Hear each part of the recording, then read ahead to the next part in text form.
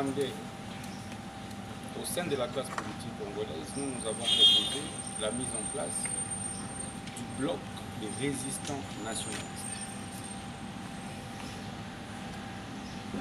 pour mobiliser, rassembler, fédérer tous ceux et celles de nos compatriotes, jeunes et vieux, étudiants, membres de la société civile, qui ont accepté de demeurer loyaux envers la République, qui ont refusé d'aliéner la souveraineté de la République aux étrangers, qui ont accepté d'accompagner la cause de la République. Et ça, c'est essentiel. Je voudrais donc inviter le chef de l'État à rassembler tous ses compatriotes, opposition, majorité, société civile, parce que c'est l'avenir du pays qui est mis en jeu. Vous savez, l'ennemi a choisi pour méthode l'encerclement. L'ennemi a choisi pour méthode l'infiltration. Et pour pouvoir y faire face, nous devons nous organiser en interne. Et c'est dommage qu'il y ait certains jeunes, qu'il y ait certains politiques qui puissent sacrifier l'intérêt suprême de la nation au profit des intérêts égoïstes, mesquins, mais aussi étrangers, qui puissent vendre leur âme au Rwanda, le régime rwandais qui nous a massacrés, qui nous a tués, qui nous a pillés depuis plus de 2 décennies. Accepter de faire allégeance aujourd'hui au Rwanda, accepter de faire allégeance à M. Paul Kagame, c'est en fait vendre la souveraineté de la République qui a été arrachée au prix d'énormes sacrifices. Rappelez-vous des martyrs de l'indépendance du 4 janvier 1959. Rappelez-vous des lignobles assassinats de Patrice Emery. Rappelez-vous d'autant de martyrs que nous avons connus pour que nous ayons notre souveraineté en tant que nation, en tant qu'État indépendant. Et accepter aujourd'hui de faire et jouer les jeux d'un État minuscule comme le Rwanda, c'est extrêmement grave et inacceptable. Et c'est pourquoi, au-delà de cette proposition de rassembler, de fédérer toutes les forces vives de la nation autour d'un bloc résistant nationaliste, il faut prendre des mesures qui s'imposent. Je pense qu'au prochain gouvernement, nous aurons besoin des ministres vertébrés. Nous aurons besoin des ministres qui ont de l'audace. Nous avons besoin d'un Premier ministre qui a le sens de l'audace, le sens de l'action, le sens d'initiative, le sens de sacrifice, le sens d'engagement, pour pouvoir agir à temps réel et ainsi bouter hors d'état de nuire l'ennemi qui est déjà à nos portes. Vous savez, l'insécurité à l'est du pays n'est pas une question qui concerne l'opposition ou la majorité. Parce que les compatriotes qui meurent à l'est ne sont ni de l'opposition, ni de la majorité, encore moins la société civile. Ce sont les Congolais qui meurent. Les ressources naturelles qui sont pillées systématiquement à l'est du pays, dans la partie nord du pays, ne sont pas les ressources naturelles de la majorité au pouvoir. Ce sont les ressources naturelles de la République démocratique. Et donc, cette question de guerre de l'Est, cette question de l'agression du Rwanda, devrait au plus haut point interpeller les consciences des uns et des autres. Je vois des gens encourager ces pratiques ici. C'est bien dommage parce que je les dénonce avec la dernière énergie. L'opposition républicaine dénonce cela. Il y a encore un groupe, les recrues du M23, qui sont ici à Kinshasa. Parce que c'est un réseau. Comment voulez-vous que 2-3 amis se retrouvent au M23 et que les autres, avec qui ils conversent chaque jour, demeurent en train de sabrer du champagne ici à Kinshasa, sans interpeller, sans être interpellés? Donc il est urgent que le ministre de la Justice congolaise prenne la mesure du danger qui guette la République et mesure le sens de ses responsabilités en tant que ministre de la justice. Et que notre justice congolaise puisse accompagner les efforts de guerre de nos frères RDC et même du président de la République. J'entends dire que non, c'est faire le Djalelo, c'est faire le lit du régime en place et de soutenir les efforts de guerre du M23 contre le M23. Non mais écoutez, c'est injuste d'observer que sur la ligne de front, le chef de l'État se bat tout seul, quasiment. Et qu'il y ait certains des dignitaires du régime qui se la couboussent sans prendre les initiatives nécessaires.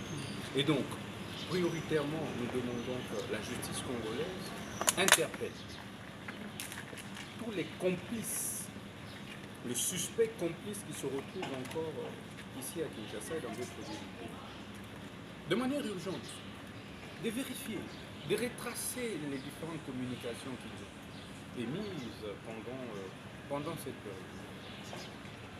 Ceci va permettre, et vous le remarquerez bien, de mettre la main sur tous les régimes qui servent de relais malheureusement avec le régime sanguinaire du Rwanda. Et ils ont opté pour une stratégie, c'est d'annoncer leurs adhésions officielles progressivement. C'est juste ça la stratégie.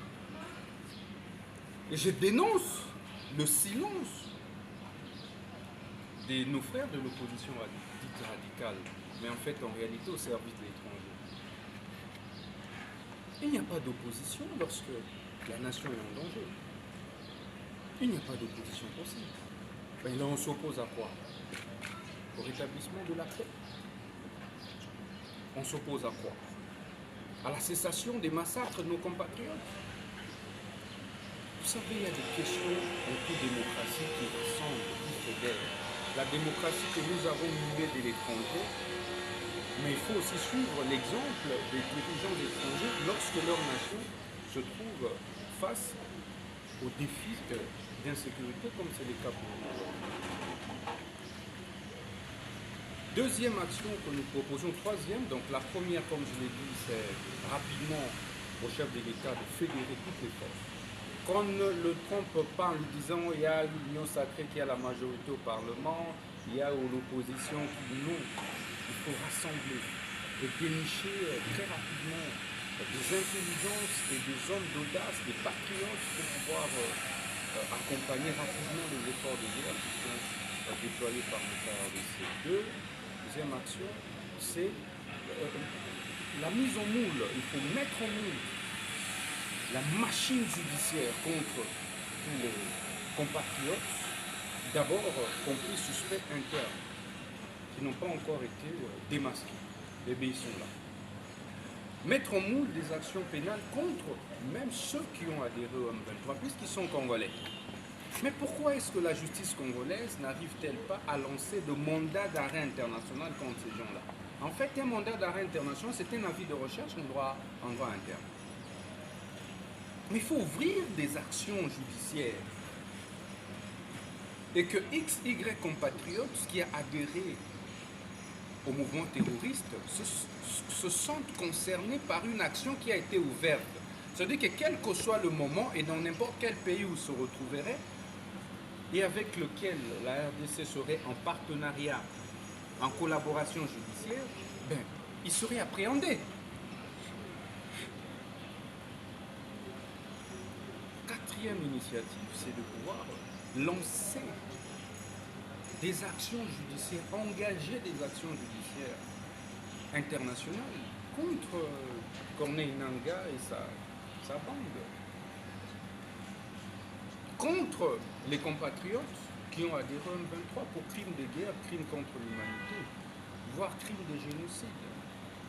Parce que le statut de Rome fait partie intégrante de notre arsenal juridique.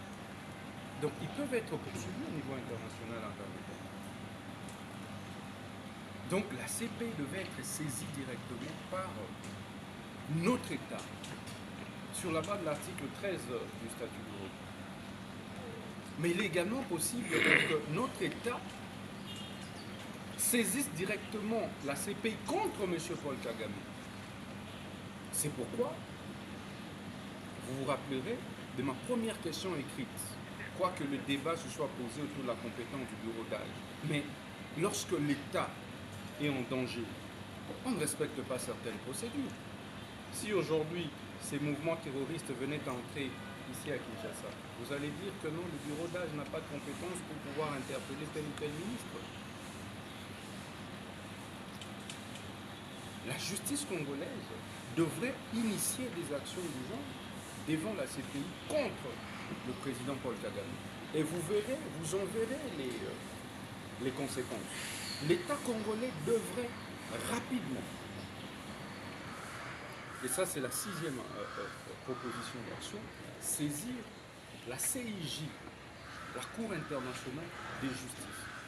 Parce que sur la base de son acte constitutif en ses articles 35, 34, 35,